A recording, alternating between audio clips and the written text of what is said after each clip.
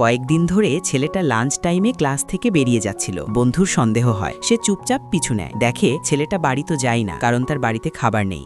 এর আগে ক্লাসে অদ্ভুত একটা ঘটনা ঘটছিল। একজন শিক্ষক চুপি চুপি অন্যের লাঞ্চ বক্স খুলে সেখান থেকে একটা ফ্রেঞ্চ ফ্রাই তুলে খেয়ে ফেলে। খাওয়ার পরেও তার মন ভরে না। সে দ্রুত ক্লাসরুমে যায় বাচ্চাদের খাবার নেওয়ার জন্য, কিন্তু তখন প্রায় সব লাঞ্চ শেষ। শুধু জ্যাক নিজের বাটির শেষ অংশ খাচ্ছিল। শিক্ষক রাগ গিয়ে ঝাড়ে জ্যাকের ওপর, যদিও জ্যাক সবার সাথে ভাগ করে খাচ্ছিল। বকা দেওয়ার পর শিক্ষক সবাইকে বলে সে কাল আবার আসবে। এই কথায় পুরো ক্লাস চুপ হয়ে যায়। জ্যাক কষ্ট পায়। পরের দিন লাঞ্চ টাইমে বন্ধুরা তাকে একসাথে খেতে ডাকলেও সে ক্লাস থেকে বেরিয়ে যায়। সে বলে তার মা বাসায় খাবার বানিয়েছে, সে বাসায় গিয়ে খাবে। জ্যাক বের হতেই শিক্ষক ক্লাসে ঢোকে। সে বাচ্চাদের লাঞ্চ বক্স খুলে খেতে শুরু করে। কেউ কিছু বলতে পারে না। একদিন জ্যাকের বন্ধুর সন্দেহ হয়। সে চুপচাপ জ্যাকের পিছু নেয়। তখন সে সত্যটা বুঝে যায়, জ্যাক বাসায় যায় না, কারণ তার বাড়িতে খাবার নেই। শিক্ষকের ভয়ে সে ক্লাসেও খেতে পারে না, তাই প্রতিদিন না খেয়েই থাকে। বন্ধু জিজ্ঞেস করলে জ্যাক বলে তার বাবা মা কাজ করে, বাড়িতে রান্না করার কেউ নেই। এটা শুনে বন্ধু সিদ্ধান্ত নেয় সে নিজের অর্ধেক লাঞ্চ জ্যাকের সাথে ভাগ করবে, আর তারা লুকিয়ে খাবে, যাতে শিক্ষক নিতে না পারে। জ্যাক মাথা নেড়ে রাজি হয়। ক্লাস শেষ হতেই দুজন চুপচাপ বেরিয়ে যায়। শিক্ষক খুঁজেও তাদের পায় না।